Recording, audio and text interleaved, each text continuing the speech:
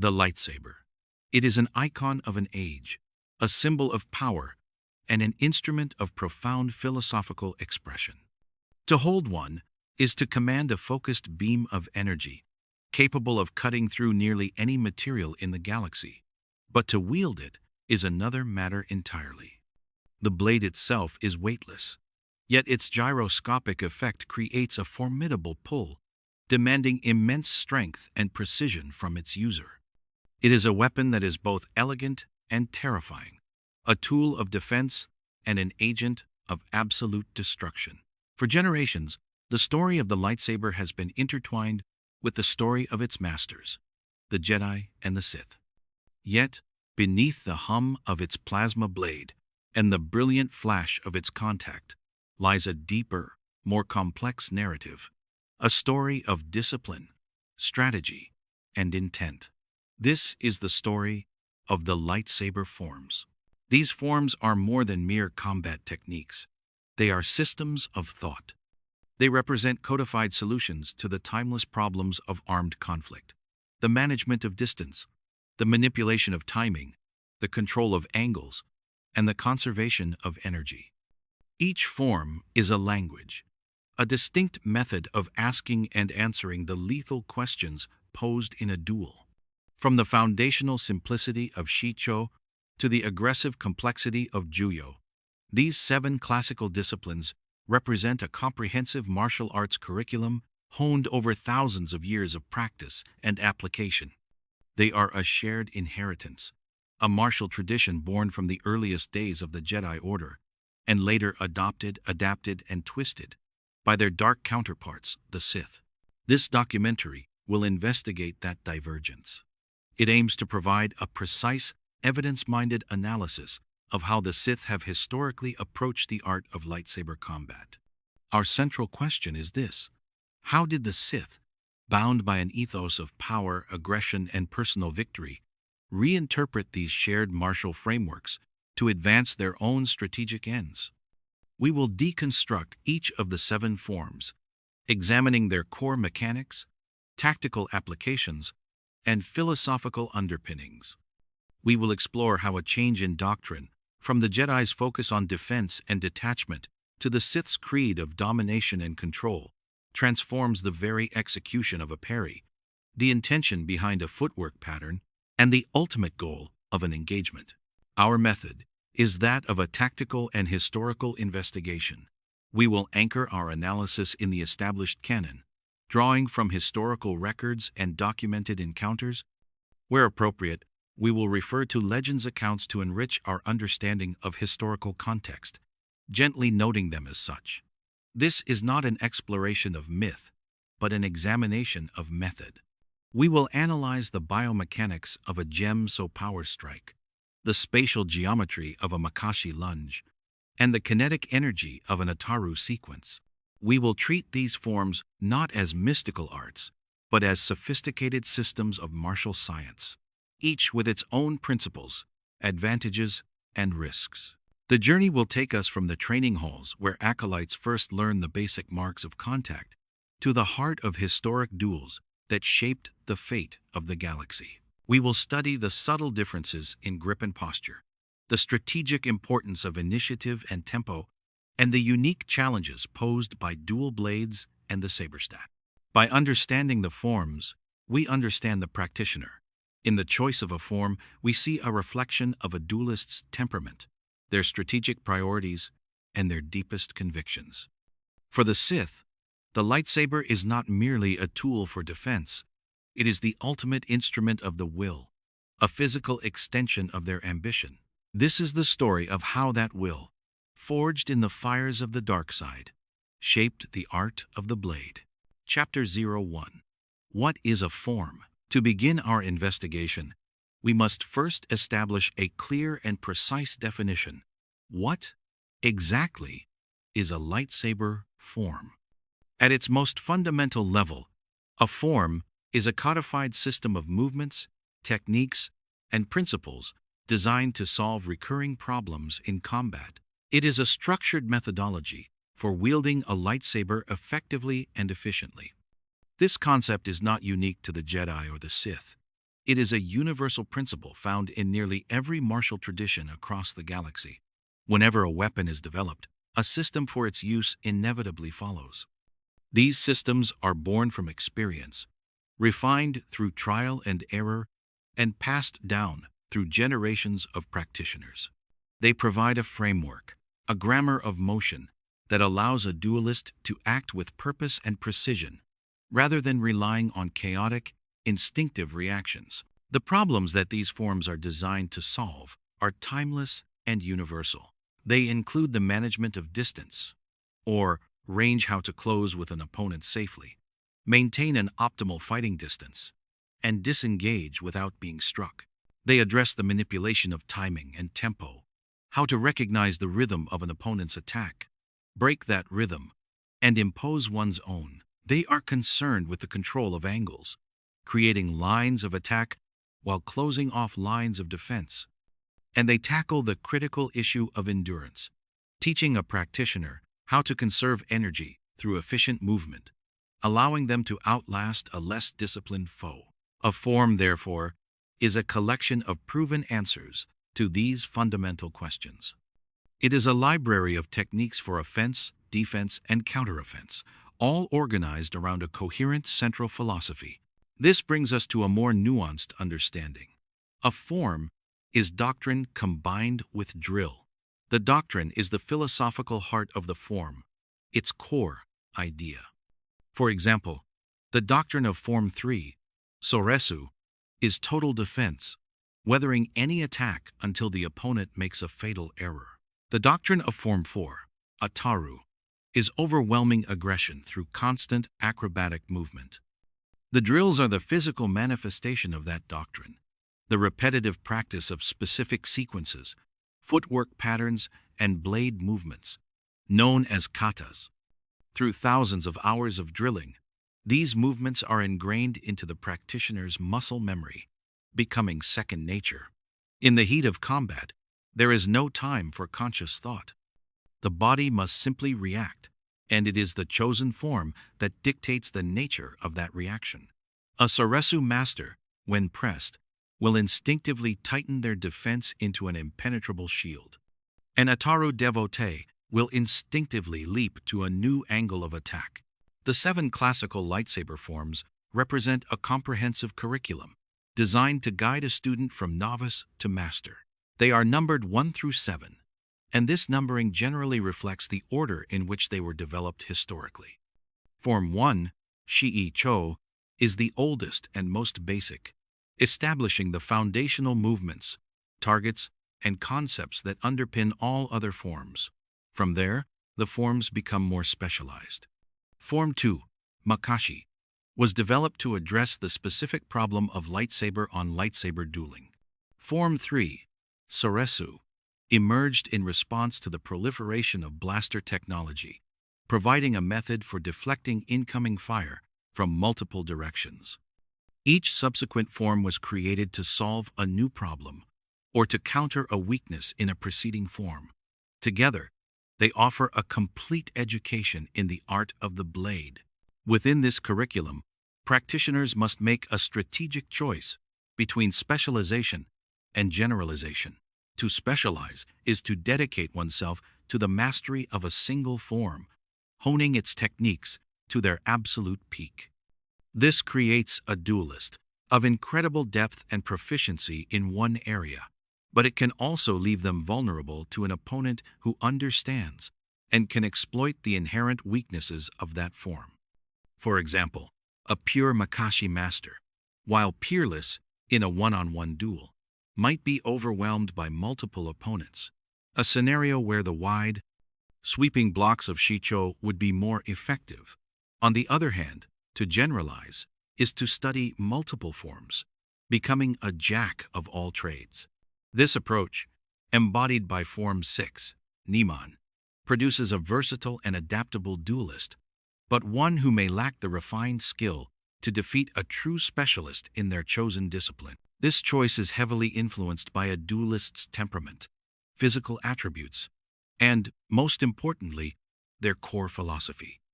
A patient, methodical individual might gravitate towards Soresu, while an aggressive, athletic warrior might prefer Ataru. For the Sith, this choice is always a strategic one, aimed at maximizing their ability to dominate and destroy. They do not view the forms as paths to enlightenment or as tools for peacekeeping. They see them as weapons, and they select and modify them for a single purpose: victory. A Sith Lord might master Makashi not for the elegance of the duel, but for its efficiency in assassination and its power to intimidate. They might adopt the aggressive sequences of Djem So not merely to counter an attack, a Jedi concept, but to shatter the opponent's guard and will simultaneously. The form is the same, but the intent behind it fundamentally alters its application. Understanding this distinction is the first step in understanding the Sith way of combat.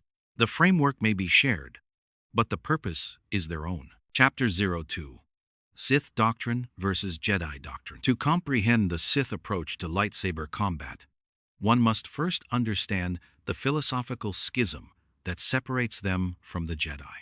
The divergence in their martial application is not born from a mere disagreement over technique. It is the physical manifestation of a profound and irreconcilable conflict in core doctrine.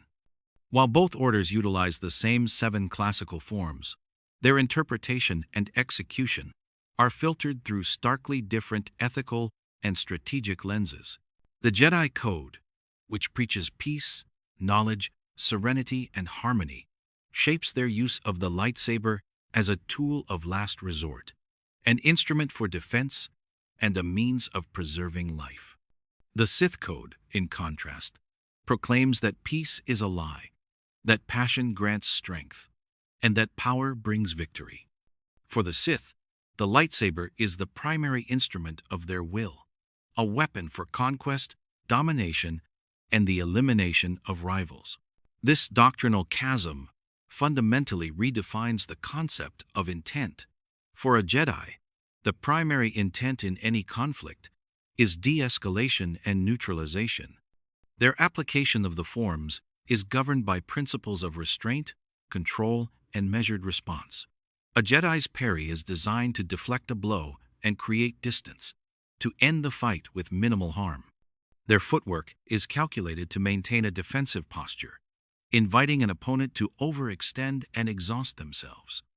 Even in their most aggressive maneuvers, the underlying goal is to disarm and pacify, not to annihilate. The lightsaber, in their hands, is a shield first and a sword second. This philosophy is most purely embodied in Form 3, Soresu, a discipline that prioritizes survival and energy conservation over offensive output. A Jedi Master of Soresu is a fortress, an immovable object against which the aggressor's energy is spent in vain. The Sith view this as a contemptible weakness. Their doctrine is built upon the principle of decisive action and the seizure of power.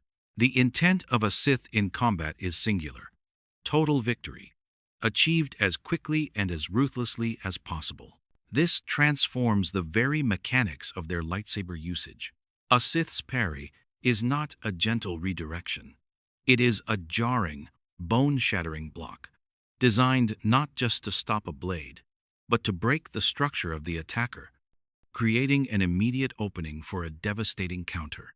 This is the core principle of the Djem So variant of Form 5. Where a Jedi might use a block to reset the engagement, a Sith uses it as the first step in a chain of overwhelming counteroffense. Their footwork is not defensive. It is predatory, constantly pressing forward, closing distance, and pinning the opponent down. They seek to control the space, the tempo, and the psychology of the duel from the very first exchange. Consider the application of the Force in conjunction with lightsaber combat. The Jedi employ the Force to augment their senses, anticipate an opponent's moves, and guide their blade with enhanced precision and speed. Their use of the Force is synergistic and defensive, a way to achieve harmony with the flow of combat. A Sith, however, wields the Force as a weapon in its own right. They will use a Force push not just to create distance, but to slam an opponent into a wall. They will employ Force choke not as a means of incapacitation, but of terror and execution. Their lightsaber form becomes a platform from which to launch these brutal, telekinetic, and psychological assaults. Form 6. Niman, which balances lightsaber combat with force usage, becomes a particularly dangerous tool in the hands of a Sith, who can seamlessly weave potent dark side powers into their offensive sequences. This difference in intent also manifests in their tolerance for risk. Jedi doctrine emphasizes control and minimizing exposure. They are taught to avoid unnecessary risks and to never let their emotions cloud their judgment. The acrobatic flourishes of Form 4, Ataru for example, are often viewed with caution by more conservative Jedi masters, as its wide, open movements can leave a practitioner vulnerable if not executed flawlessly. A Sith, drawing strength from passion and aggression, embraces this risk. They will use the breathtaking speed and unpredictable angles of Ataru, not just to attack, but to intimidate and overwhelm an opponent's senses. The goal is to create chaos, to force a defensive-minded Jedi into a state of constant reaction, unable to establish the calm and centered state from which they draw their strength. For a Sith, a high-risk maneuver that secures a swift victory is always preferable to a prolonged, low-risk engagement.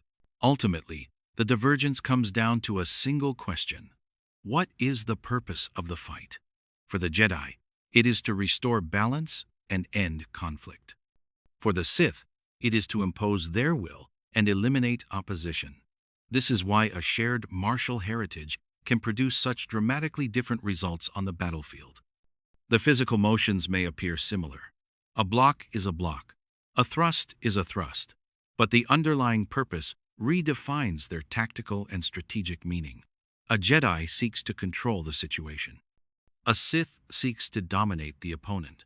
This fundamental distinction informs every choice they make, from the form they master to the way they grip their weapon. It is the invisible doctrine that guides the visible blade. Chapter 03, Form 1 Shii-Cho, Foundations and Targeting. Every great structure is built upon a solid foundation. In the art of lightsaber combat, that foundation is Form 1, also known as Shii-Cho, or the Way of the Sarlacc. As the oldest and most fundamental of the 7 classical forms, Shii-Cho represents the essential grammar of lightsaber motion. It was developed by the Jedi Order in the transitional period, when their primary weapon shifted from traditional metal swords to the newly invented lightsaber. Consequently, its movements are direct, powerful, and retain a certain simplicity derived from ancient swordplay. It is the first form taught to nearly all Jedi and Sith initiates, and for good reason.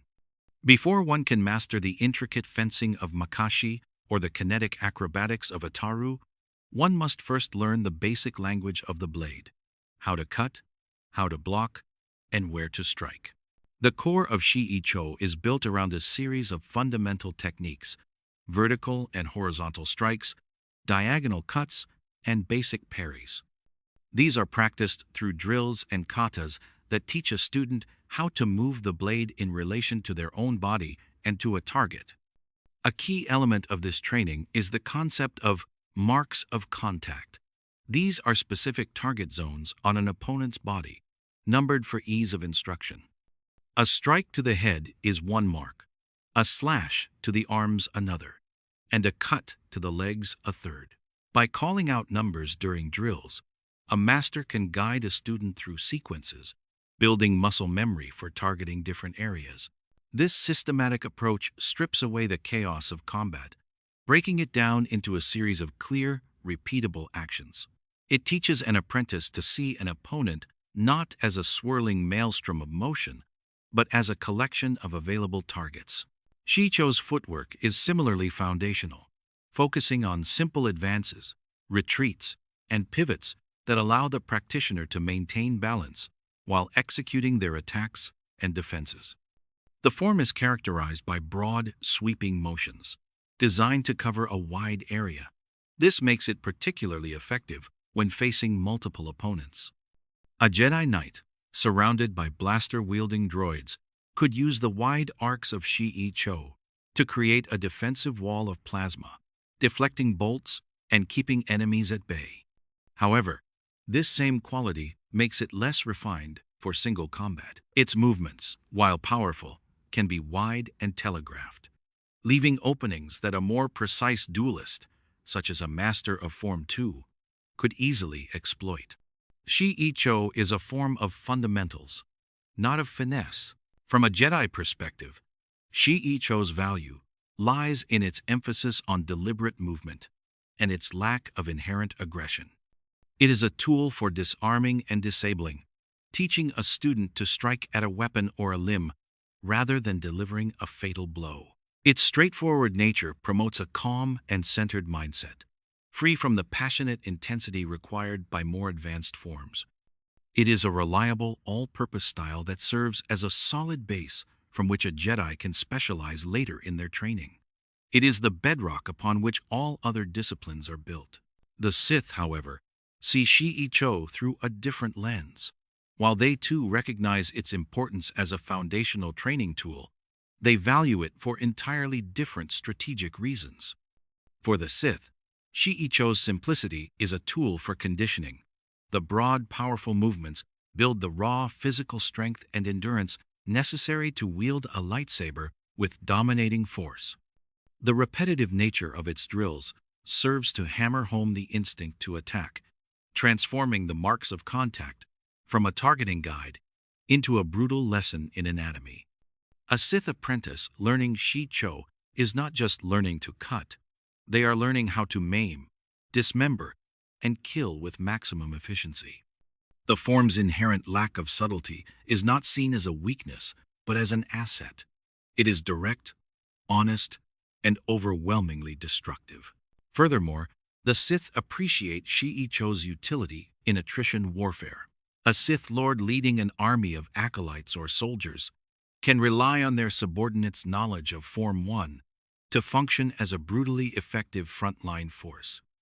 An army of Shii-Cho users, while lacking individual refinement, can present a formidable wall of sweeping plasma blades, capable of overwhelming more skilled but less numerous opponents through sheer pressure and relentless aggression. The form's effectiveness against multiple targets is repurposed from a defensive tool into an offensive one, used to scythe through enemy ranks. Perhaps most importantly, Shii-Cho serves as a psychological tool in Sith pedagogy. Its raw and somewhat unrefined nature encourages a practitioner to tap into their primal aggression. There is little room for complex strategy or delicate blade work.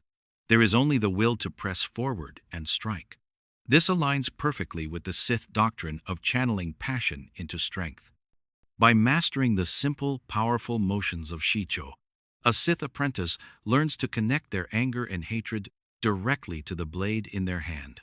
The form becomes a conduit for the dark side, a physical expression of their desire for power and dominance. While a Jedi may move on from Shii-Cho to more refined and defensive forms, many Sith retain its core principles of directness and aggression throughout their careers, integrating them into more complex styles. For them, the foundation is not something to be built upon and left behind.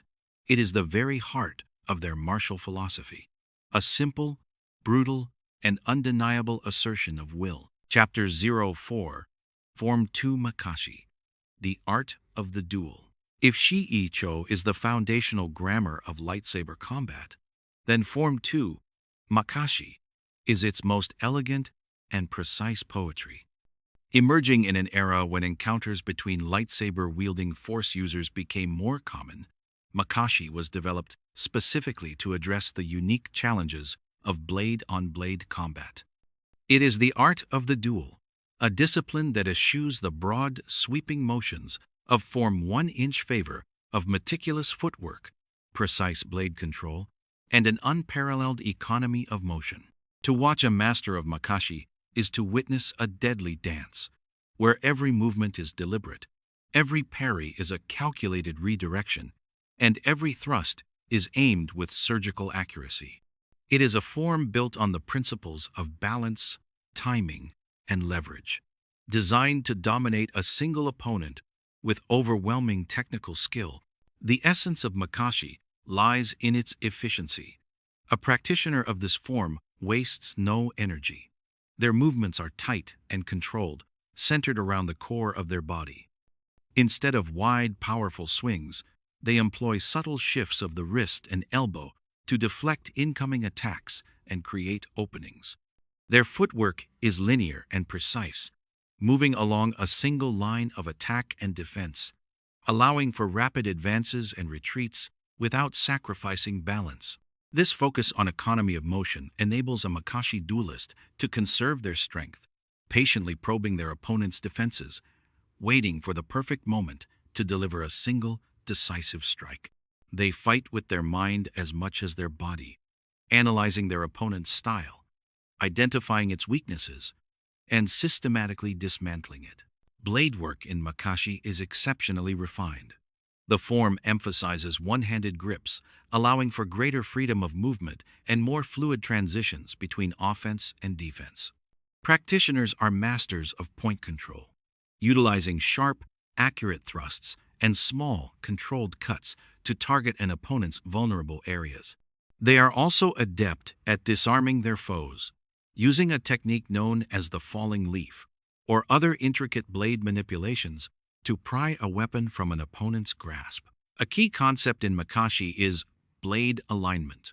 A master of the form will always seek to have their blade in a superior position relative to their opponents, using leverage and subtle angles to control the engagement and force their adversary into a defensive posture. For the Jedi, Makashi was historically revered as the ultimate expression of lightsaber skill. It represented a high level of discipline and control, a mastery of self that was reflected in the precision of the blade. However, as the galaxy changed and blaster-wielding opponents became more common, the form fell out of favor. Its tight, linear movements were ill-suited for deflecting fire from multiple directions, a task for which the wider motions of Shii-Cho or the defensive shell of Soresu were far more effective. Makashi came to be seen as something of an anachronism, an elegant but impractical art in an age of mass warfare. For the Sith, however, Makashi never lost its appeal. In fact, it became the preferred discipline of many of their greatest duelists. The form's focus on dominating a single opponent aligns perfectly with the Sith's competitive and hierarchical nature, where power is often proven through direct confrontation. A Sith Lord is a predator, and Makashi is the perfect tool for dissecting their prey. They are drawn to its efficiency, its precision, and its inherent deadliness. In the hands of a Sith, the refined techniques of Makashi are transformed from a display of skill into a terrifying instrument of execution. The goal is not simply to disarm, but to kill with a clean, almost contemptuous efficiency. A key case reflection for the Sith application of Makashi is the formidable Count Dooku, also known as Darth Tyrannus. His mastery of the form was legendary, and his dueling style perfectly encapsulated the Sith interpretation of this discipline. Dooku's posture was always impeccable, his balance flawless. He moved with a regal confidence that was in itself a form of psychological warfare. He used Makashi's precise footwork to constantly manage the distance between himself and his opponents, keeping them at his preferred range, where his one-handed style gave him a distinct advantage in speed and accuracy. He would use subtle feints and probing attacks to test their defenses, his curved hilt lightsaber allowing for even greater precision and unpredictable angles. Dooku's control of tempo was absolute. He could slow the pace of a duel to a tense, deliberate exchange, forcing his opponents to become impatient and make mistakes. Then, in an instant, he could explode into a flurry of blindingly fast thrusts and cuts, overwhelming their defenses before they had time to react. He demonstrated the core Sith principle of using a form to not only defeat, but to dominate an opponent on every level, physically, technically, and mentally. His use of Makashi was not merely a choice of combat style. It was a statement of superiority. It was the physical manifestation of his belief in his own power and the inherent weakness of his Jedi adversaries. Through Dooku, we see how a form once praised by the Jedi for its elegance and discipline could be transformed into a cold, precise, and utterly lethal art of assassination. Chapter 05, Form 3 Soresu, Energy Management and Survival. In an era defined by the widespread proliferation of blaster technology, the Jedi and the Sith faced a new and pressing tactical problem: how to survive on a battlefield saturated with energy bolts from every direction. The existing forms, with their focus on single combat or limited arcs of defense, were insufficient. The solution was Form 3, Soresu, also known as the Way of the Mynock. It is the ultimate expression of defensive philosophy in lightsaber combat, a discipline built entirely around the principles of energy management, efficient movement, and tactical patience. Soresu is not a form designed for attack. It is a fortress of plasma, a near impenetrable shield that allows its practitioner to weather any storm and outlast any opponent. The core mechanic of Soresu is its tight, efficient blade work. A practitioner of this form keeps their lightsaber held close to their body, minimizing their target profile. Their movements are small, precise, and often circular, designed to deflect incoming attacks with the least amount of energy expenditure. Instead of meeting a blow with direct opposition, a Soresu master will use a glancing parry to redirect the energy of the attack, letting the opponent's own momentum work against them. This is particularly effective against blaster fire, where a series of small, predictive movements can create a continuous shield of defense, deflecting bolts back at the enemy or harmlessly away. The footwork is similarly economical, focused on subtle shifts in weight and small adjustments in position rather than large, energy-consuming movements. To an outside observer, a Soresu master might appear passive, almost static. But this stillness is deceptive. It is a state of intense concentration and hyper-awareness. The practitioner is not merely blocking. They are observing, analyzing, and waiting. They are reading the rhythm of their opponent's attacks, studying their patterns, and identifying their weaknesses. The philosophy of Soresu is that every aggressor will eventually make a mistake. They will tire, they will overextend, they will create an opening in their own defense. The goal of the Soresu user is simply to survive until that moment arrives, and then to exploit it with a single, precise, and decisive counterattack. It is a form that rewards patience, discipline, and a deep understanding of combat psychology. For the Jedi, Soresu became one of the most widely practiced and respected forms. It perfectly embodies their philosophy of non-aggression and their role as guardians of peace. A Jedi who has mastered Soresu can enter a hostile situation and defuse it without ever needing to launch an attack of their own. They can protect themselves and others from harm, their very presence, a testament to the power of defense over aggression. The form teaches a Jedi the virtues of patience and calm, allowing them to remain centered and serene even in the most chaotic of battles. It is the physical manifestation of the Jedi ideal, a shield against the darkness. Given its inherently defensive nature, it may seem counterintuitive that the Sith would have any interest in Soresu. Their doctrine is built on aggression, on seizing the initiative and overwhelming the enemy. A form that prioritizes patience and defense seems, at first glance, to be antithetical to their entire philosophy. However, the Sith are pragmatists above all else. They recognize the tactical value of a strong defense, not as an end in itself, but as a means to an end. For a Sith, Soresu is not a philosophy of peace. It is a tool for survival and a method for creating strategic opportunities. A Sith Lord might study Soresu for several reasons. First, and most obviously, is the simple need to survive. A Sith who is constantly on the offensive can leave themselves open to counterattacks. A basic understanding of Soresu's defensive principles can provide a safety net, allowing them to weather an unexpected assault or a particularly ferocious attack from a Jedi opponent. It allows them to manage their own energy, ensuring they do not exhaust themselves in a blind rush of fury. Second, a Sith can use the defensive posture of Soresu as a tactic of deception.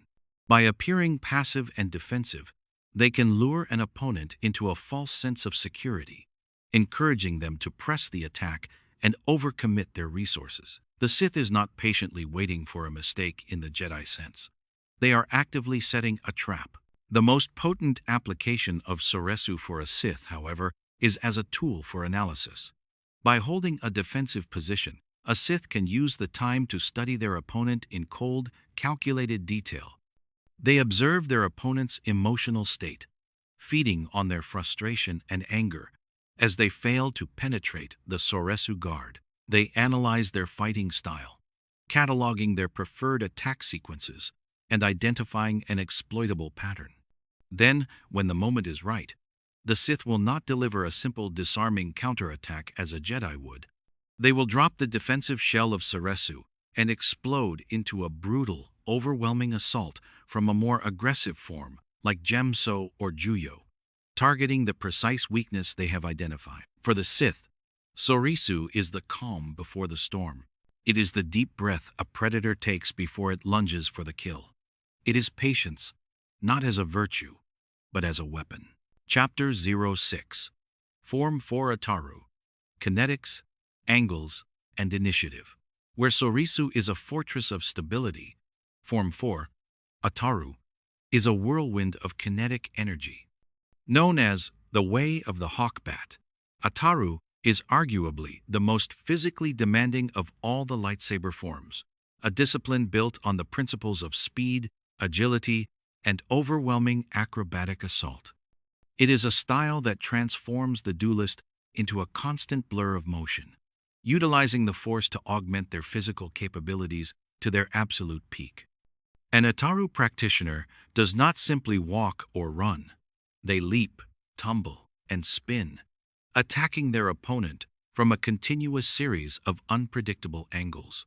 The core philosophy of the form is to seize the initiative and never relinquish it, pressing the attack with such speed and ferocity that the opponent is left with no time to think, only to react. The mechanics of Ataru are centered on three main axes of movement: running, jumping, and spinning. Unlike the linear footwork of Makashi or the economic shifts of Soresu, Ataru requires its user to traverse the entire combat area. They use force-assisted acrobatics to vault over obstacles, flip past an opponent's guard, and deliver attacks from above, below, and the sides. These movements are not merely for show. They serve a crucial tactical purpose. By constantly changing their position and angle of attack, an Ataru user prevents their opponent from establishing a stable defensive posture. The fight becomes a chaotic, three-dimensional affair, forcing the defender to constantly readjust their footing and guard, a process which is both physically and mentally exhausting. The blade work of Ataru is as fast and aggressive as its footwork. The form consists of a rapid series of strikes, often delivered in complex spinning sequences.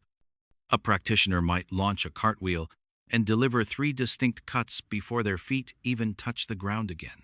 This requires an incredible level of physical conditioning and a deep connection to the Force to maintain balance and control. Because the form is so physically taxing, an Ataru master must be able to fight in short, explosive bursts, aiming to end the conflict quickly before their stamina wanes. It is a high-risk, high-reward style. The same acrobatic movements that create offensive opportunities can also leave the user briefly open to a counterattack if they are mistimed or poorly executed.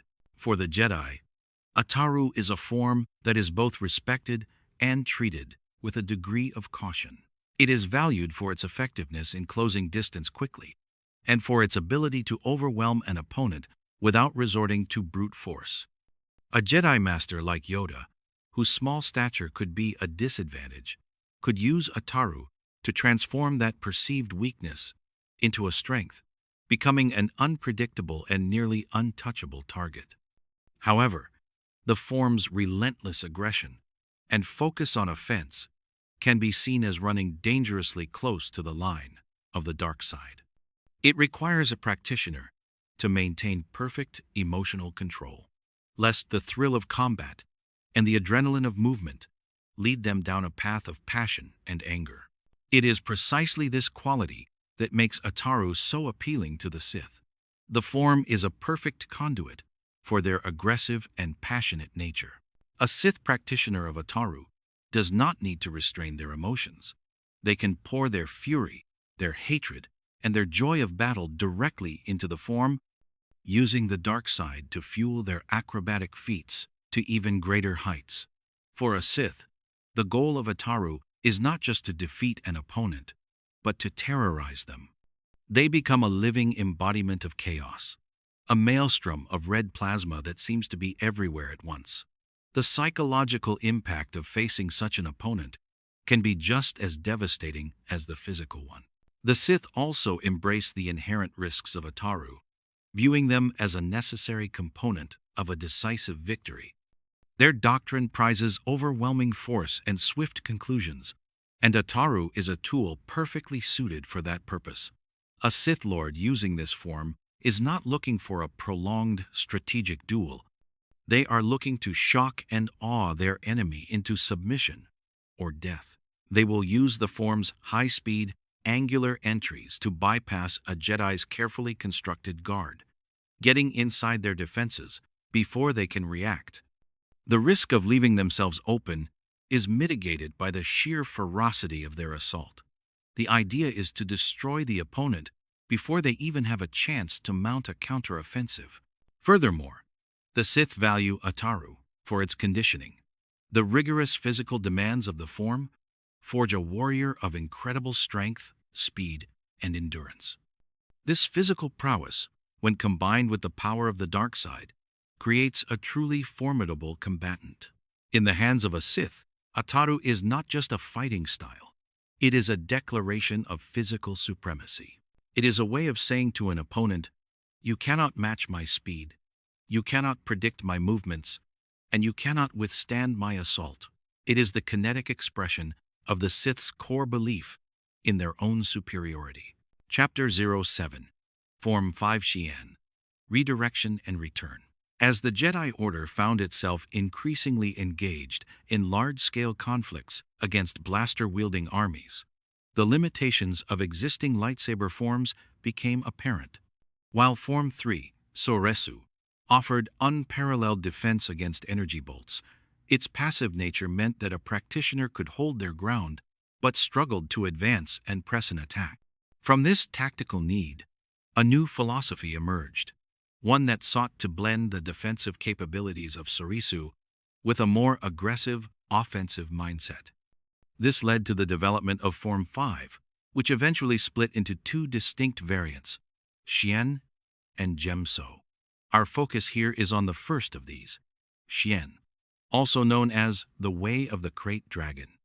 Shien is the art of redirection, a form built on the principle of turning an opponent's attack into a weapon against them. The core concept of Shien is to receive, retain, and return hostile energy. Where a Soresu user would simply deflect a blaster bolt away, a Shien practitioner actively redirects it back towards the attacker or another nearby target. This seemingly simple change has profound tactical implications.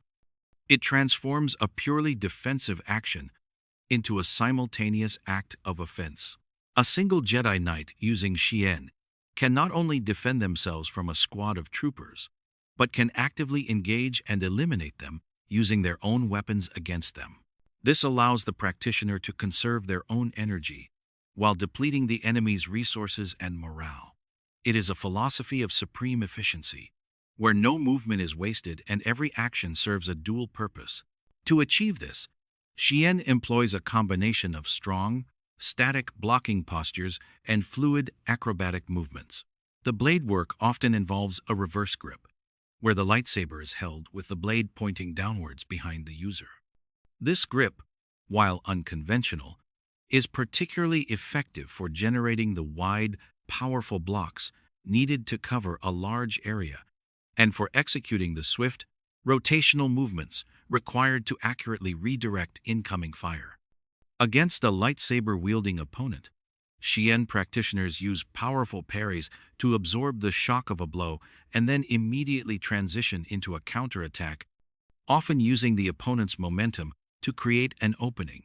The form is a constant flow of defense into offense, a cycle of receiving and returning power.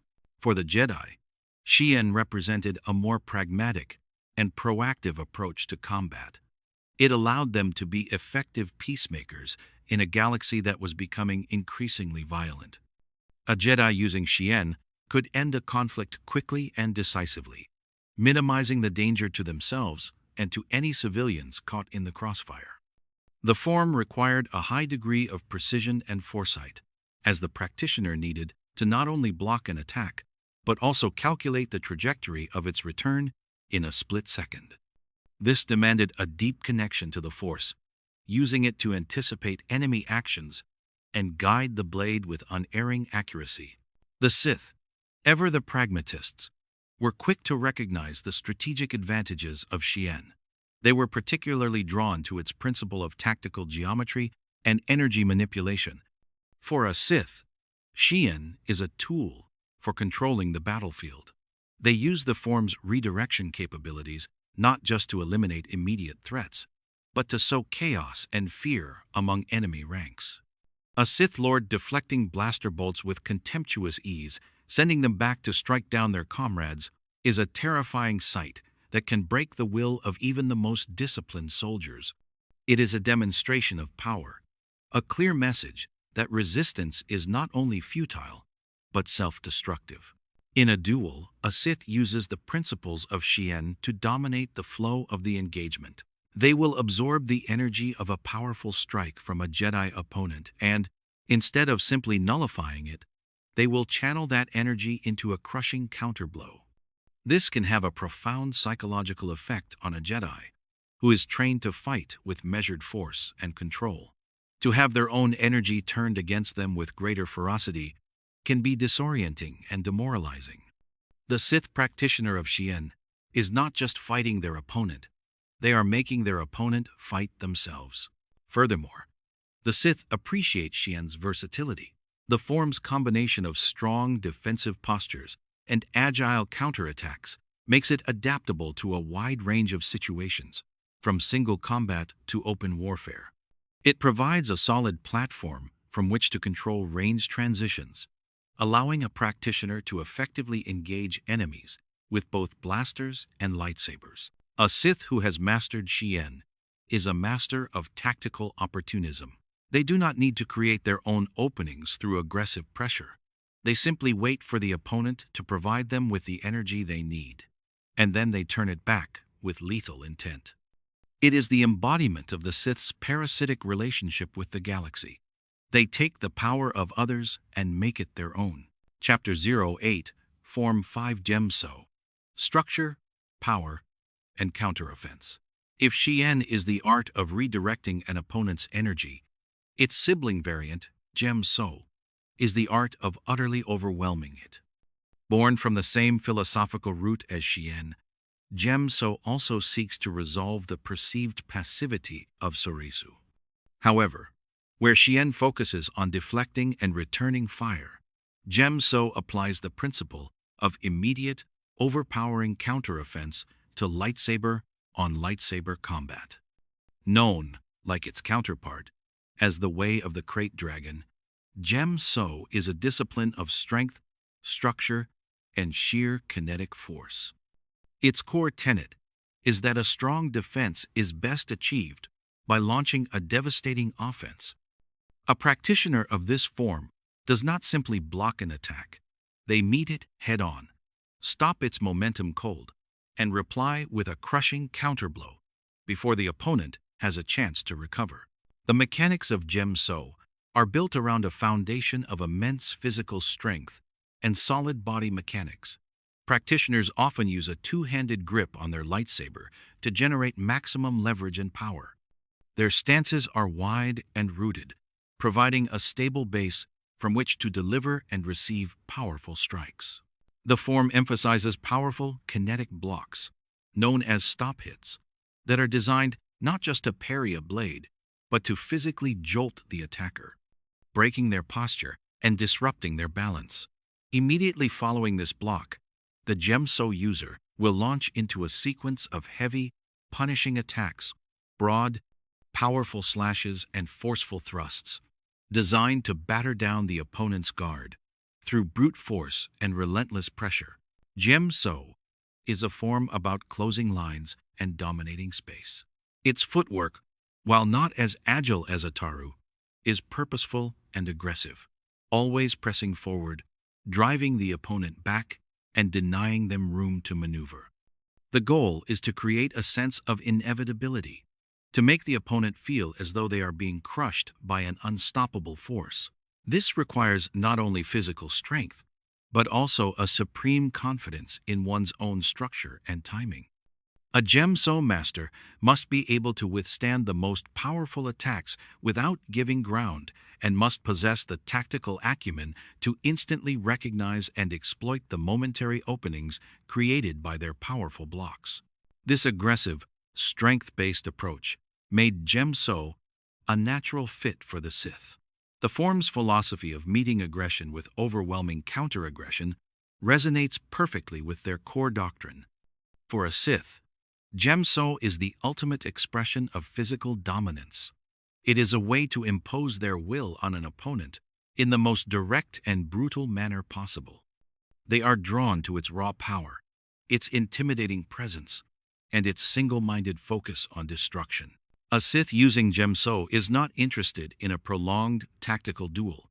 They are looking to shatter their opponent's weapon, their guard, and their spirit in a few decisive, overwhelming exchanges. The quintessential case reflection for the Sith application of Djem So is, without question, Darth Vader. His entire combat style was a terrifying and masterful expression of the form's core principles. Encased in cybernetic armor that augmented his already formidable strength, Vader was a walking fortress of Djem So. His movements were deliberate and inexorable, each step a declaration of his intent to advance and destroy. He would stand his ground against any attack, his blocks so powerful they would send shockwaves up his opponent's arms, staggering them and leaving them open for his devastating counters. Vader's application of Djem So was a masterclass in psychological warfare. His sheer physical presence, combined with the relentless, crushing pressure of his attacks, was designed to inspire terror and hopelessness. He did not need the acrobatic flair of Ataru or the surgical precision of Makashi. His method was one of inevitability. He would systematically break down his opponent's defenses, forcing them into a state of pure survival, their every action a desperate reaction to his overwhelming force. His pacing was deliberate and controlled. He was a predator who knew he had his prey trapped. He would allow his opponents to exhaust themselves against his immovable defense, and then he would end the fight with a single, brutal display of power. Through Vader, we see Djem So transformed into a symbol of imperial authority and Sith dominion. It is not just a lightsaber form. It is a force of nature, an unstoppable engine of conquest that grinds all opposition to dust. Chapter 09, Form 6 Niman, Synthesis and Trade-offs. In the landscape of lightsaber combat, where most forms are highly specialized tools designed for specific purposes, Form 6, Niman, stands apart. Known as the Way of the Rancor, or the Diplomat's form, Niman is not a specialist's discipline, but a synthesis of elements from all the preceding forms. It is the generalist's path, a moderate and balanced style that seeks to blend offense, defense, and force-based abilities into a single, cohesive whole. The philosophy of Niman is one of versatility and adaptability. A practitioner of this form may not be the greatest fencer or the most powerful brawler, but they are prepared for almost any situation, able to fluidly switch between different tactical approaches as the battlefield demands. The mechanics of Niman involve drawing on the core principles of other forms. It incorporates the basic cuts and blocks of Shii-Cho, the precise blade work of Makashi, the defensive postures of Soresu, the agile movements of Ataru, and the powerful counters of Djem So. However, it practices these techniques at a less demanding and less specialized level. The result is a form that is relatively easy to learn, but difficult to truly master. A Niman duelist has a broad toolbox of techniques at their disposal, allowing them to create a comfortable and controlled rhythm in a fight. Their movements are fluid and relaxed, without the rigid discipline of Makashi or the explosive energy of Ataru. One of the defining characteristics of Niman is its seamless integration of force powers into combat. Because the physical demands of the form are less strenuous than those of, for example, Ataru or Djem So, it frees up a practitioner's mental and physical energy to be used for telekinetic attacks and defenses.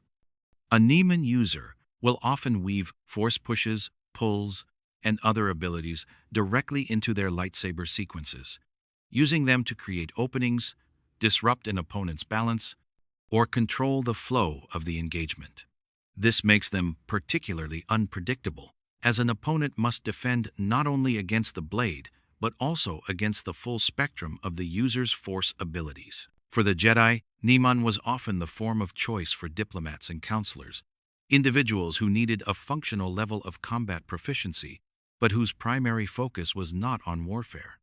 Its balanced nature and lack of overt aggression aligned well with Jedi philosophy. It provided them with the skills they needed to defend themselves and others without requiring the intensive, lifelong dedication that mastery of a more specialized form demanded. However, this lack of specialization was also its greatest weakness. In a direct confrontation with a true master of a specialist form, a Niman practitioner could find themselves outmatched. A Makashi master would systematically dismantle their fencing technique, while a Djem So powerhouse would simply batter through their moderate defenses. This led to Niman earning a reputation among some as a jack of all trades, master of none. The Sith, with their characteristic focus on power and dominance, viewed the standard application of Niman with a degree of contempt. Its moderate, relaxed approach was seen as a sign of weakness and a lack of commitment.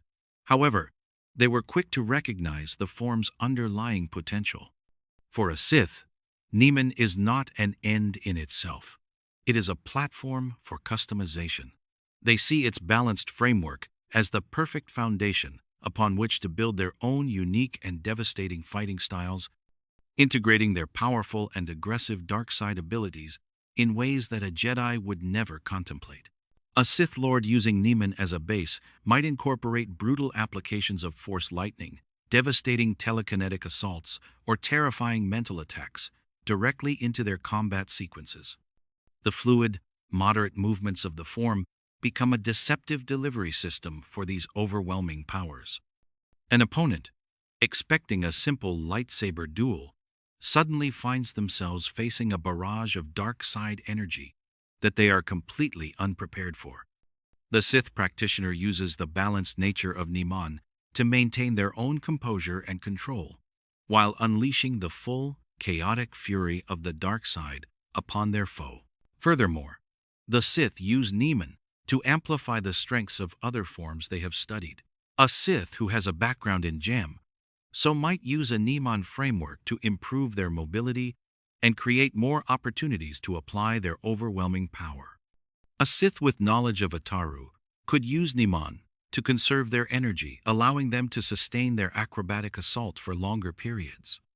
In this way, Niman becomes a powerful force multiplier, a flexible operating system that allows a Sith to integrate all of their martial and force knowledge into a single, brutally effective fighting style.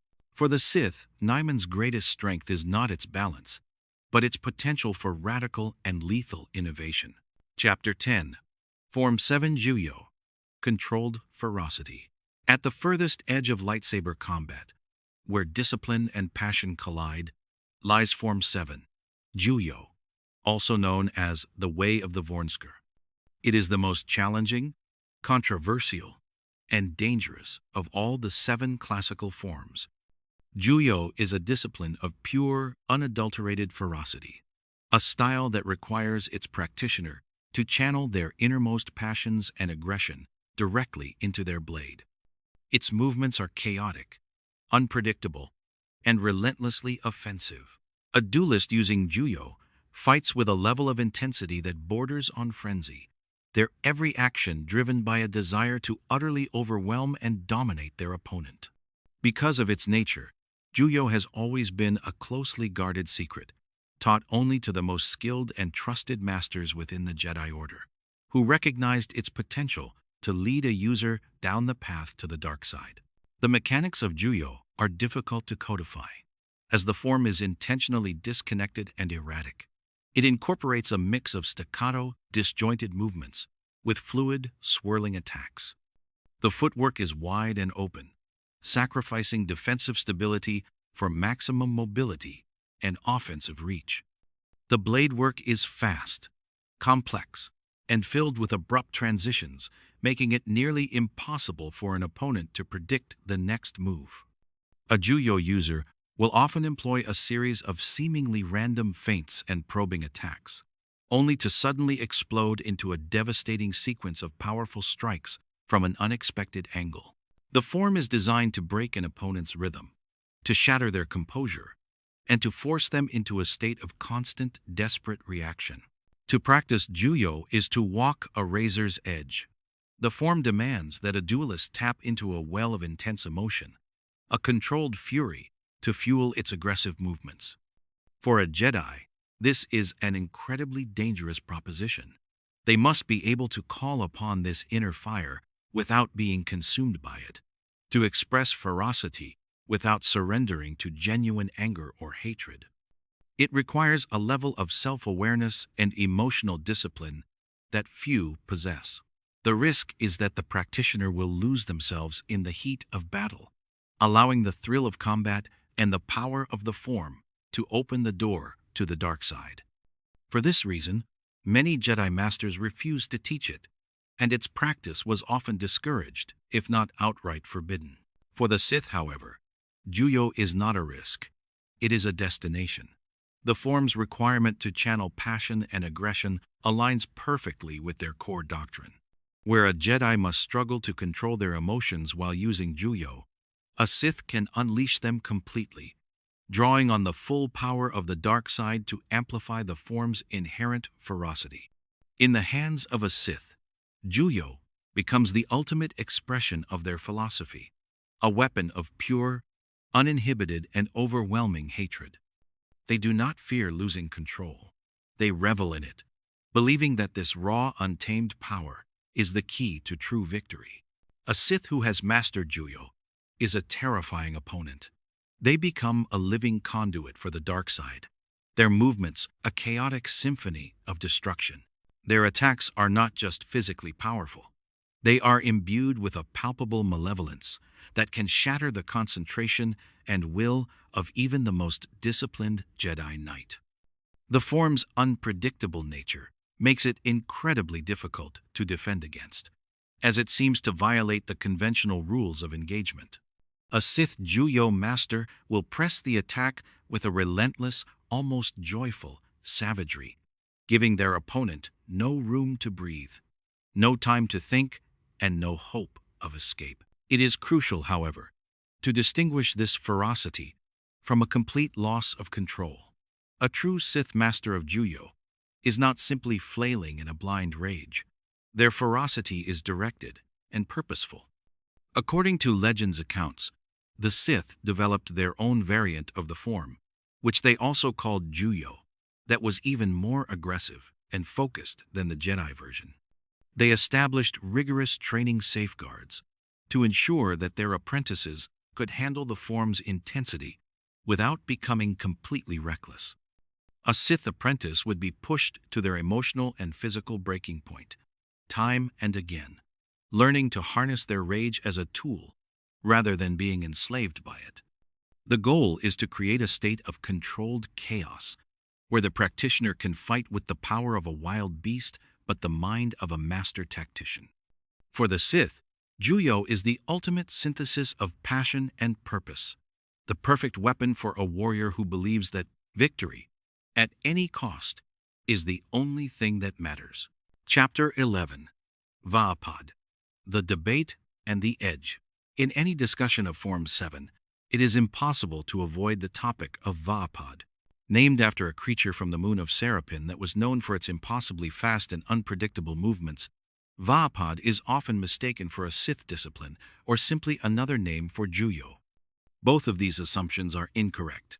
It is essential to state clearly that Vaapad is a Jedi origin variant of Form 7, developed by the Jedi Master Mace Windu in the final decades of the Galactic Republic.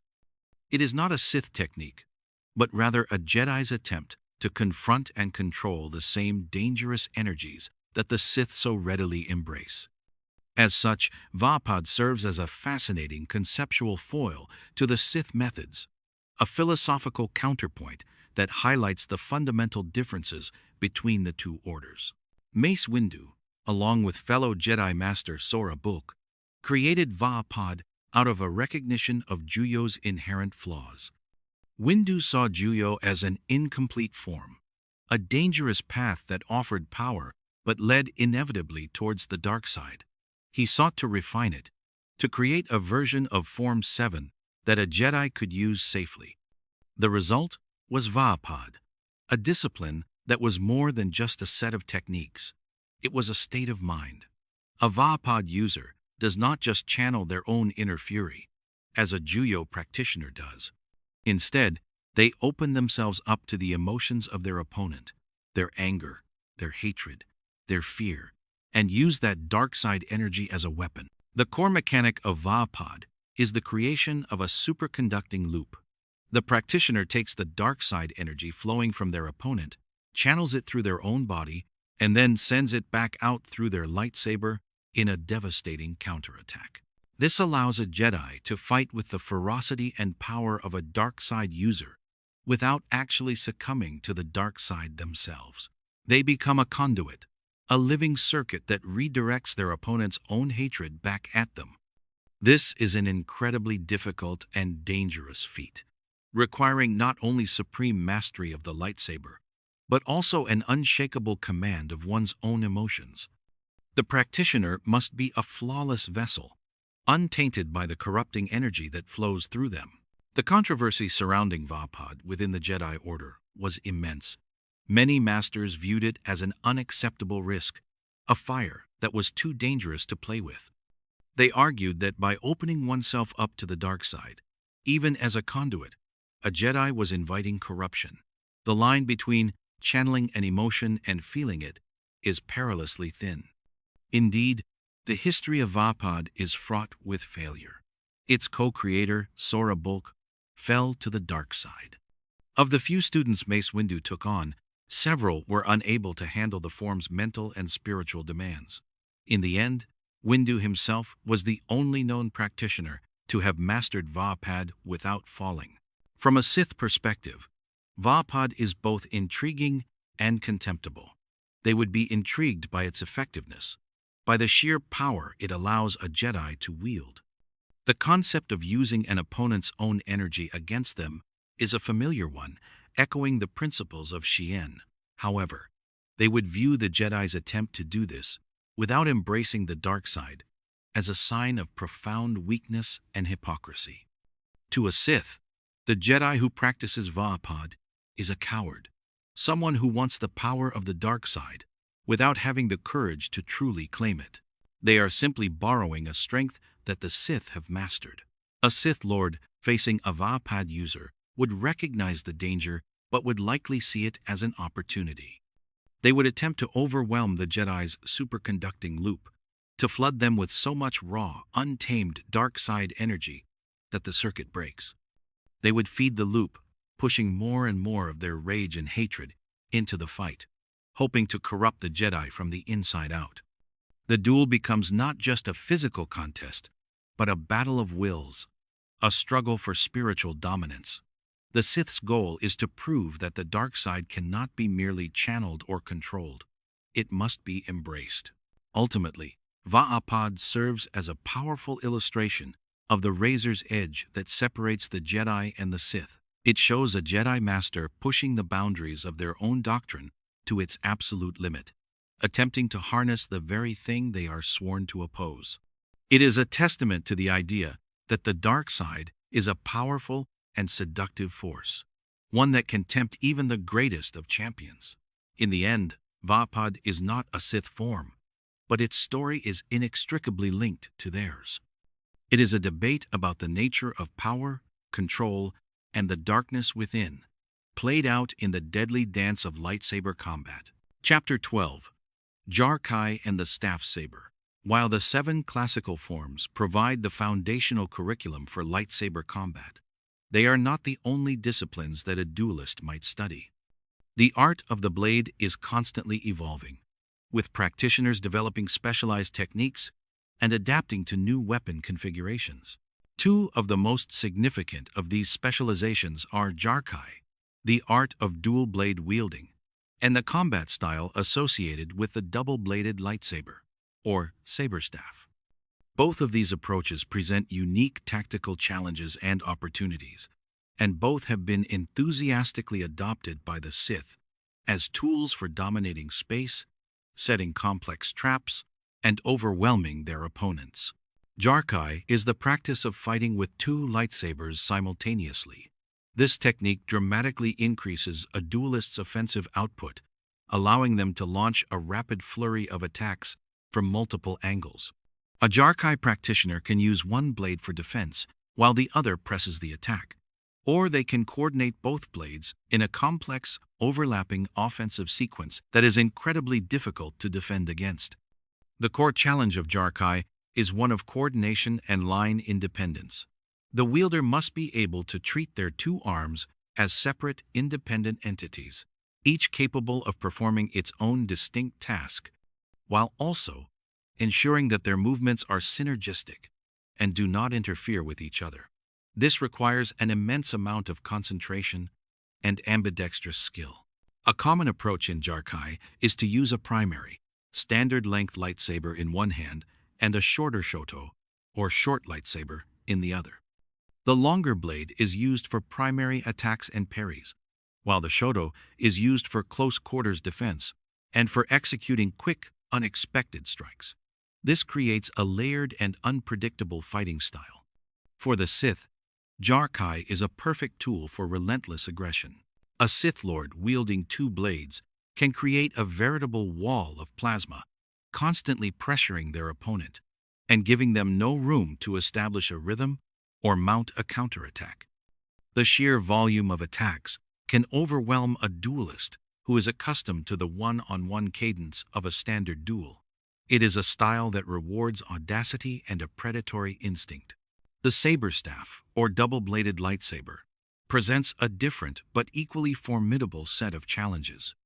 It is essentially 2 lightsabers joined together at the hilt, creating a single weapon that can be wielded like a traditional staff.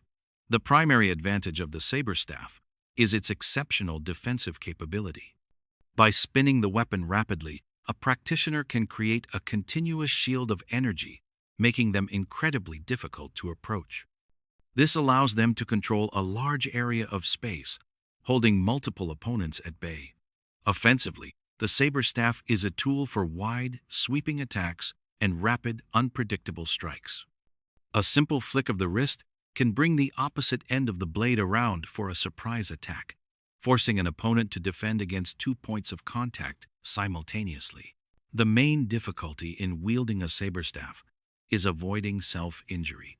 The wielder must have a perfect sense of their own body and the space around them to avoid being struck by their own blade. The movements are often tight and centered, using the core of the body as a pivot point. Unlike Jarkai, which relies on 2 independent lines of attack, the saber-staff operates on a single, albeit complex, center line.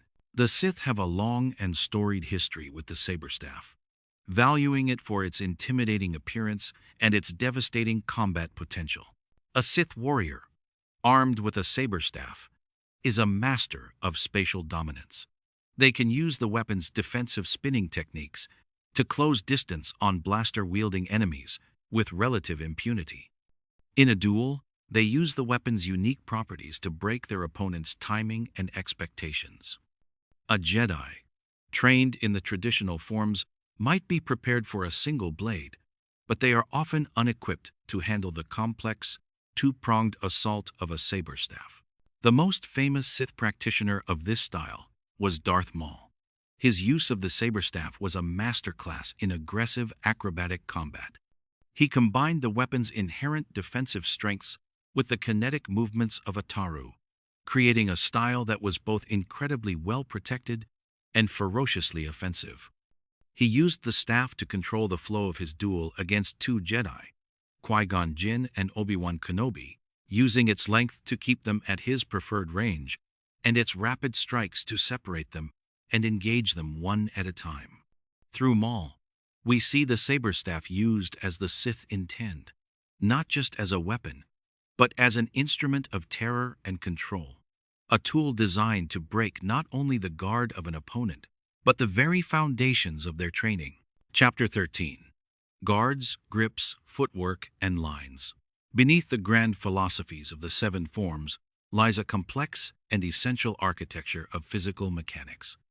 These are the fundamental building blocks of lightsaber combat: the way a duelist holds their weapon, the posture they adopt, the pattern of their steps, and the lines along which they attack and defend. To truly understand the Sith application of the forms, we must deconstruct these core components and examine how they are modified to serve a doctrine of aggression and domination.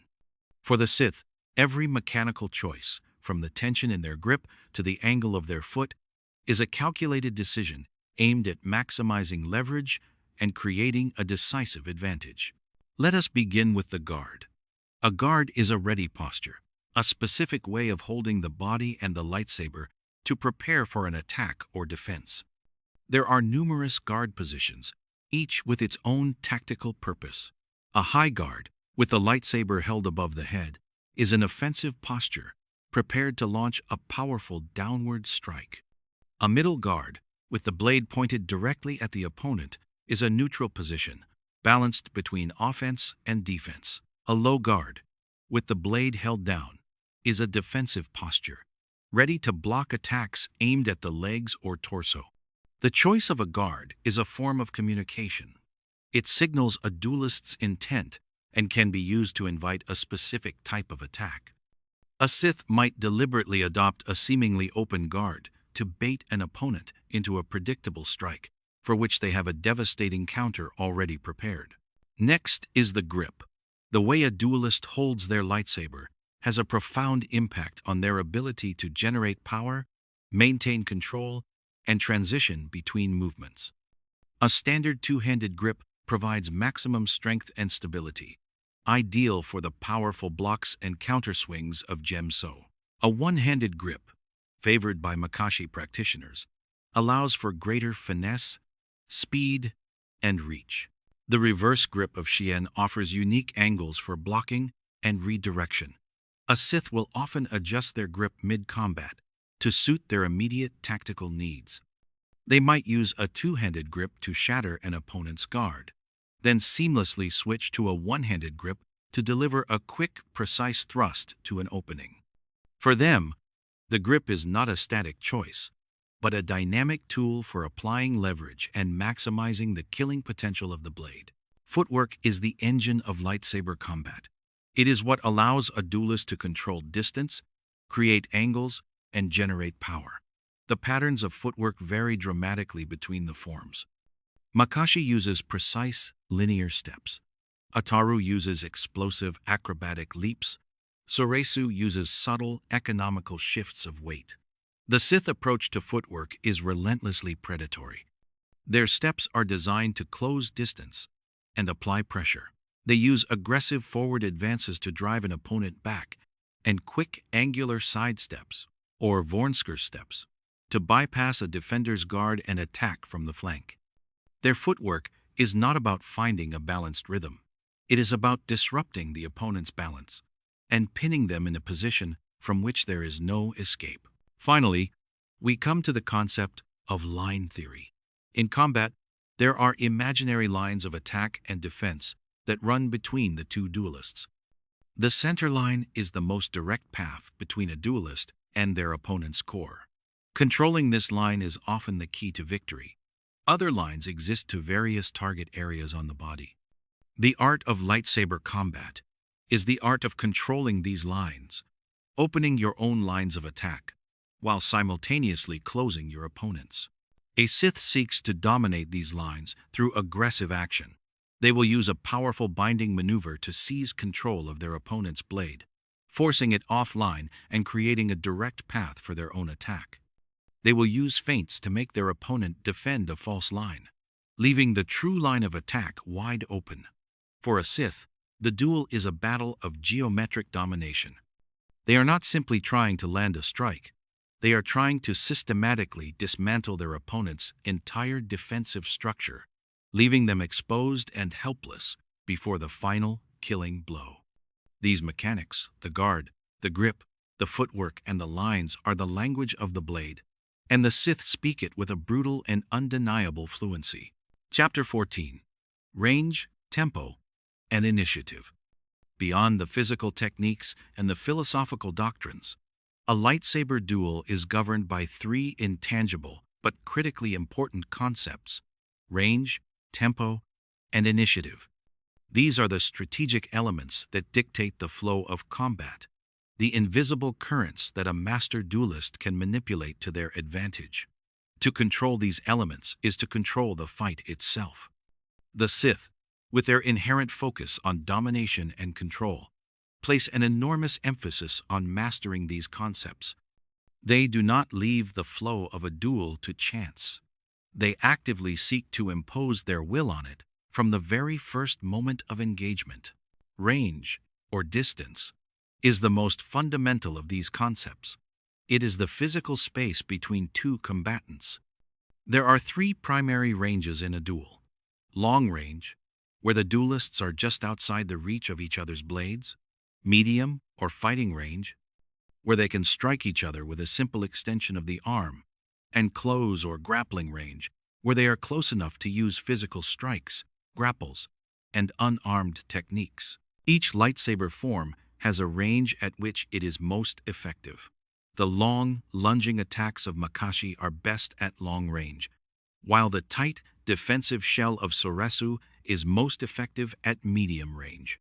A key skill for any duelist is measuring distance, the ability to accurately judge the space between themselves and their opponent, and to move in and out of the optimal fighting range at will. A Sith seeks to control the range not for balance, but for entrapment.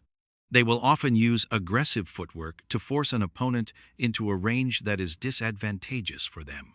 For example, a Sith using the powerful Djem So form will relentlessly press forward, collapsing the distance and pinning a more mobile Ataru user against a wall, denying them the space they need for their acrobatics. Conversely, a Sith using Makashi might carefully manage the distance to keep a Djem So practitioner at the very edge of their reach, where their superior finesse and point control can overcome the other's raw power. For the Sith, controlling the range is about dictating the terms of the engagement and forcing the opponent to fight on their ground. Tempo refers to the rhythm or speed of the duel. Every engagement has a natural cadence, a back-and-forth flow of attack and defense. A master duelist can recognize this tempo and manipulate it. They can slow the fight down to a tense, deliberate pace, encouraging impatience and mistakes, or they can accelerate it into a blinding flurry of blows, overwhelming the opponent's ability to process information and react. The act of disrupting an opponent's rhythm and imposing one's own is known as stealing the tempo. A Sith is a master of this art. They will often use abrupt, jarring attacks to break a Jedi's calm-centered rhythm. They might follow a series of fast, probing strikes with a single, unexpectedly powerful blow, or vice versa. The goal is to keep the opponent constantly off balance, unable to find their footing or establish a comfortable pace. Finally, And most importantly, there is initiative. Initiative is the ability to be the one who is acting, forcing the other to react. The duelist with initiative is the one asking the questions. The one without it is forced to provide the answers. To have initiative is to be in control of the duel. While a Jedi might be willing to cede initiative temporarily, using a defensive form like Soresu to weather an opponent's storm, a Sith will almost never do so willingly. Their entire doctrine is built on the principle of seizing and maintaining the initiative at all costs. A Sith will seek to gain initiative from the very first second of a duel, often with a sudden explosive opening attack designed to immediately put the opponent on the defensive.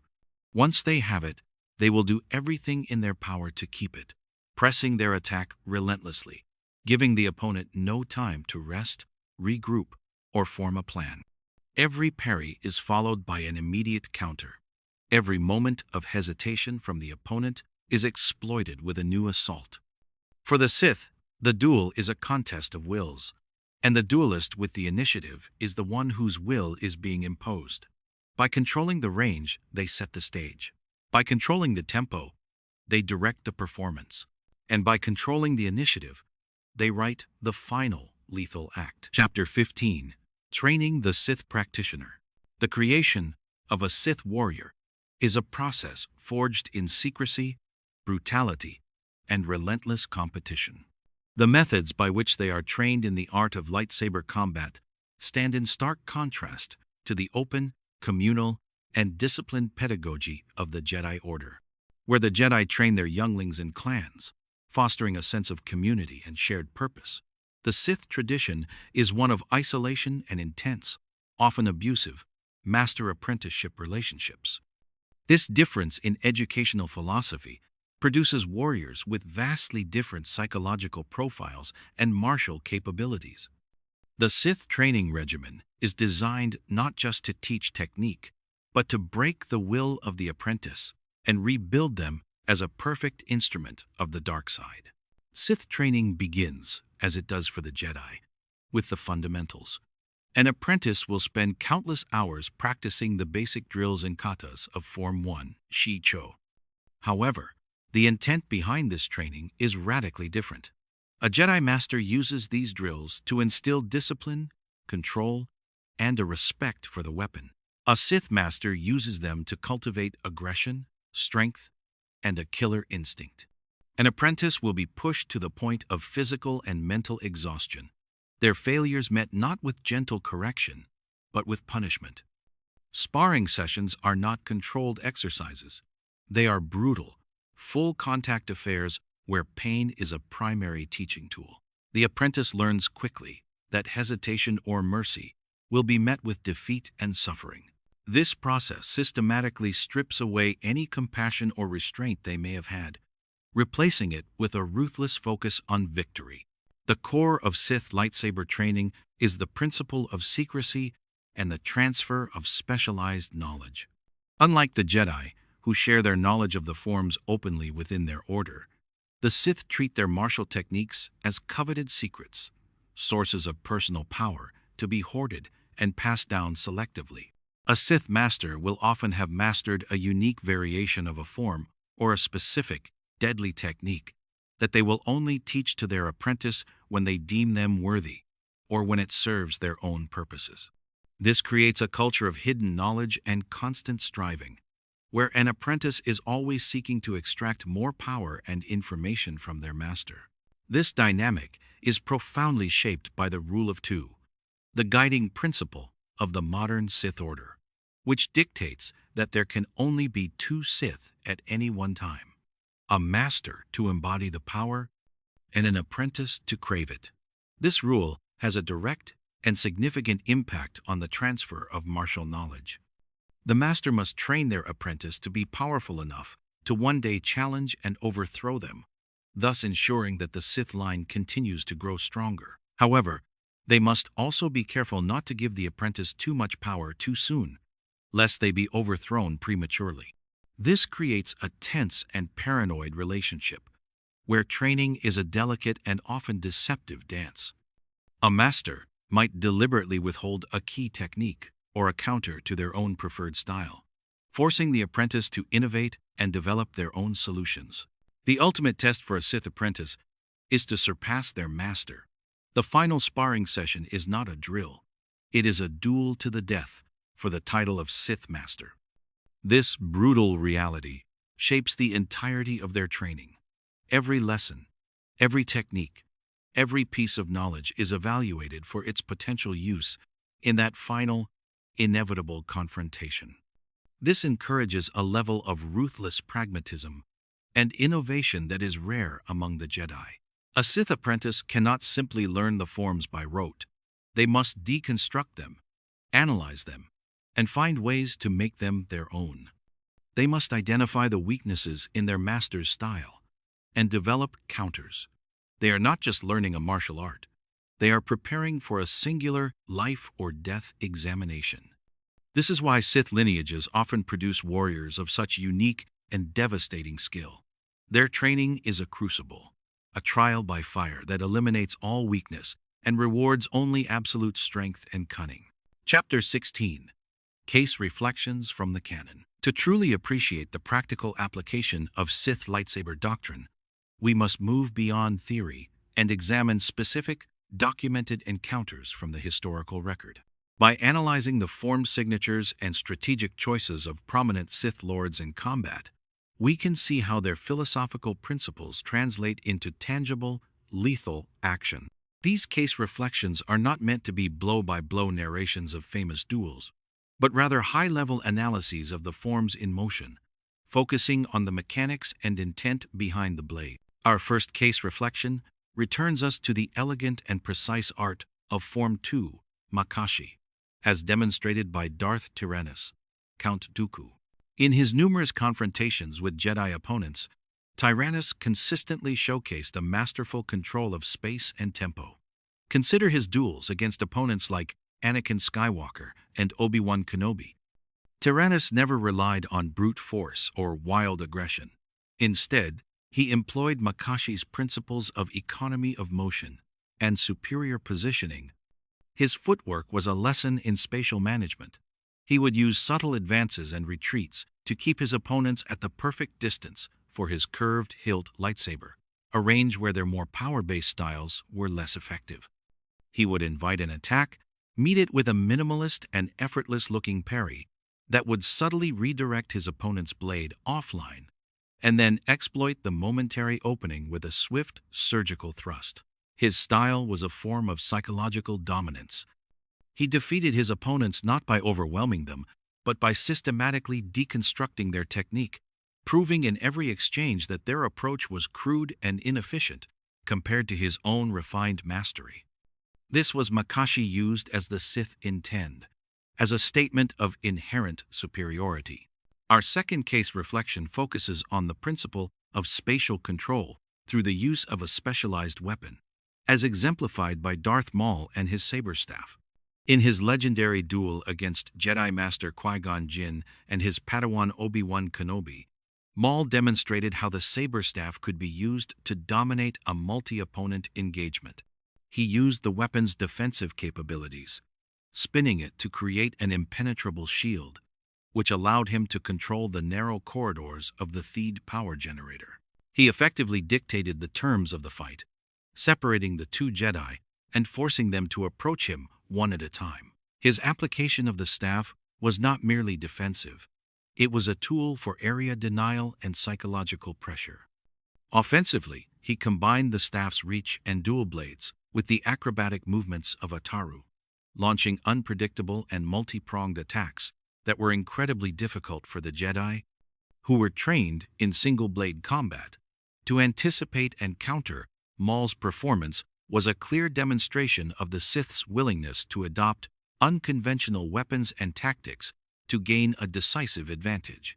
Our final, and perhaps most potent, case reflection is that of Darth Vader and his terrifying mastery of Form 5, Djem So. In his fateful duel with his former master Obi-Wan Kenobi, on the first Death Star, we see a stark contrast in styles that speaks volumes about their divergent paths. Kenobi, the quintessential Jedi Master, employed the tight defensive shell of Soresu, a form of patience and energy conservation. Vader, in contrast, was the embodiment of Djem So's relentless, overpowering force. His movements were deliberate, heavy, and inexorable.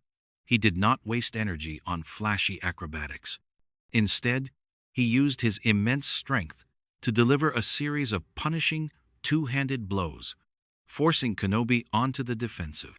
Each block from Kenobi was met with an even more powerful counterstrike from Vader. This was not a duel of finesse. It was a contest of structure and will.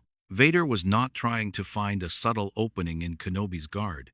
He was trying to shatter it completely. His Djem So was an expression of his rage and his perceived betrayal, a physical manifestation of his desire to crush the last vestiges of his past.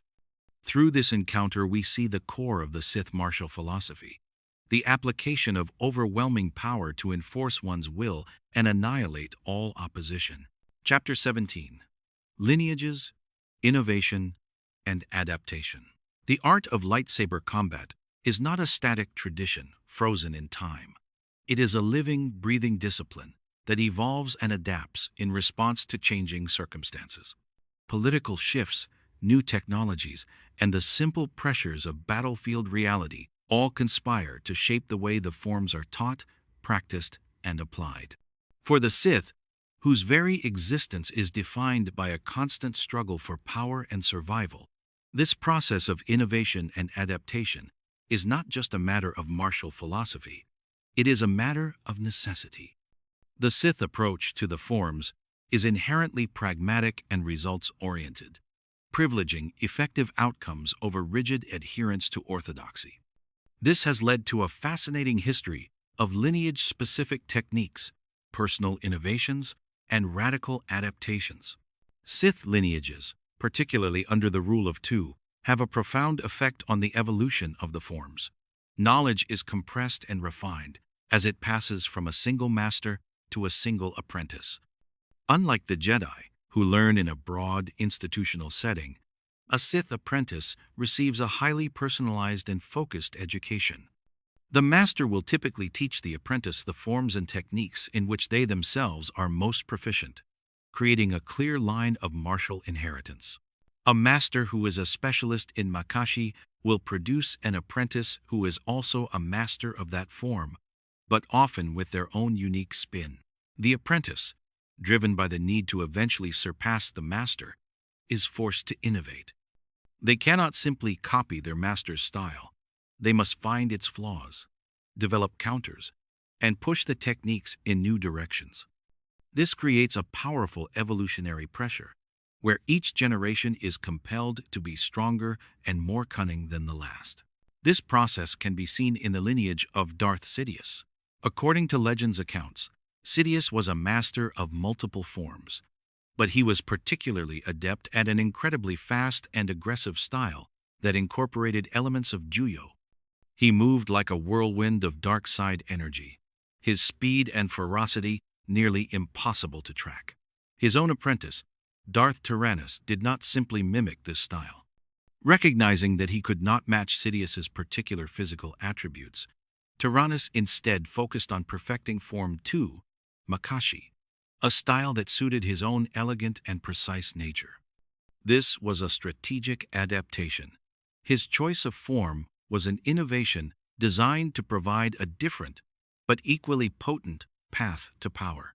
The Sith lineage is not one of clones, but of strategic successors. Personal anatomy and physiology also play a crucial role in adaptation. A duelist must choose and modify a form to suit their own body. A physically imposing warrior like Darth Vader was a natural fit for the strength-based Djem So. A smaller, more agile duelist like Darth Maul excelled with the acrobatic Ataru. A practitioner with a unique physiology, such as a four-armed species, would need to radically adapt the forms to accommodate their extra limbs, likely developing a highly personalized variant of Jarkai. The Sith, who often augment their bodies with cybernetics, must constantly adapt their fighting styles to accommodate these changes. A new mechanical limb might offer greater strength, but reduce dexterity, forcing a duelist to shift from a finesse-based form to a more power-oriented one. Ultimately, the Sith view the forms not as sacred texts, but as a living arsenal of weapons. They will readily discard a technique that is no longer effective and embrace a new one that promises a greater advantage. They are not bound by tradition for tradition's sake. Their only orthodoxy is victory. This pragmatic, results-driven approach is perhaps their greatest martial strength. It allows them to be unpredictable, to constantly evolve their tactics, and to present their Jedi opponents with new and unforeseen challenges. While the Jedi seek to preserve a tradition, the Sith seek to weaponize it. This constant pressure to innovate, driven by personal ambition and the brutal logic of the rule of two, ensures that the dark side's interpretation of the art of the blade is never allowed to stagnate. Chapter 18. The Strategic Legacy of the Forms.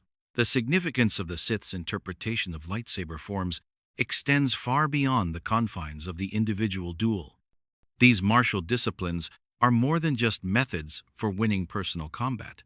They are instruments of grand strategy, tools for political intimidation, and symbols of ideological power.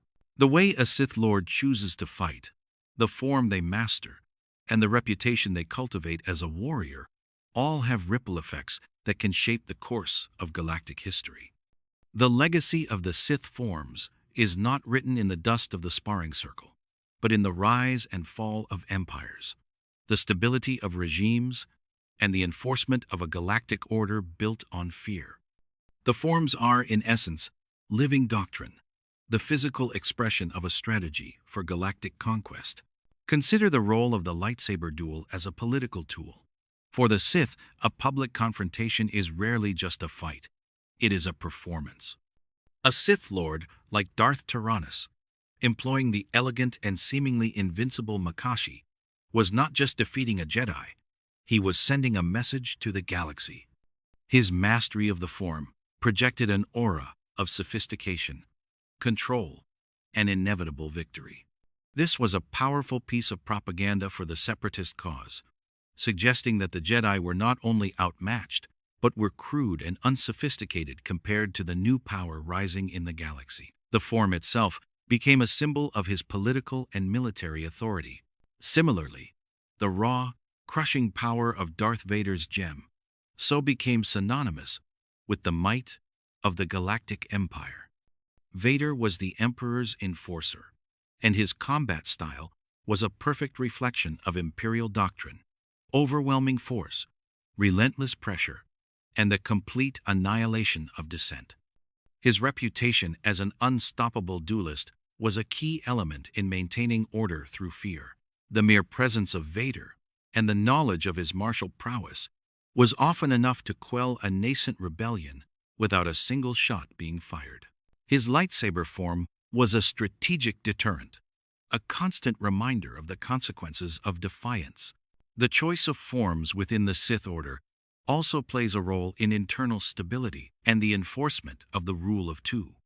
The master-apprentice relationship is a constant, simmering conflict, and their respective lightsaber styles are the weapons in that Cold War. A master might deliberately choose an apprentice whose natural style is a direct counter to their own, ensuring a worthy challenge and forcing both to constantly adapt and evolve. The duel that inevitably ends their partnership is the ultimate test of their strategic and martial innovations. The victor's style then becomes the dominant philosophy of that generation of Sith, shaping the Order's strategic priorities until they, in turn, are challenged and overthrown.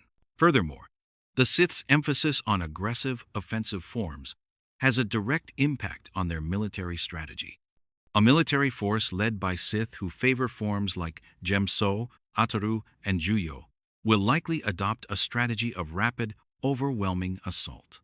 They will seek to achieve victory through a decisive, shocking blow rather than a prolonged war of attrition. This can be seen in the blitzkrieg tactics of the Empire and the shock and awe campaigns of the Sith during the Old Republic. The martial philosophy of the leaders trickles down and informs the strategic doctrine of the entire war machine. In synthesizing the findings of our investigation, it becomes clear that for the Sith, the lightsaber forms are not merely a martial art. They are a comprehensive system for the application of power. They are used to eliminate individual rivals, to project political authority, to maintain internal order, and to shape military strategy. The red blade of a Sith lightsaber is a symbol of their will, but it is the form that guides that blade that gives it its true strategic weight.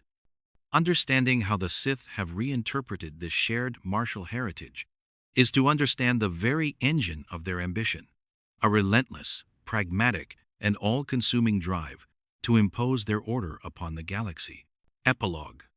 Beyond victory. Our investigation into the Sith interpretation of the lightsaber forms has taken us through the intricate mechanics of blade work, the subtle strategies of the duel, and the profound depths of philosophical doctrine. We have seen how a shared martial language can be twisted by intent, transforming disciplines of defense into instruments of domination. We have explored how the Sith, driven by a creed of power and passion, have adapted and perfected these ancient arts to serve a single unwavering purpose: the absolute subjugation of their enemies and the imposition of their will upon the galaxy.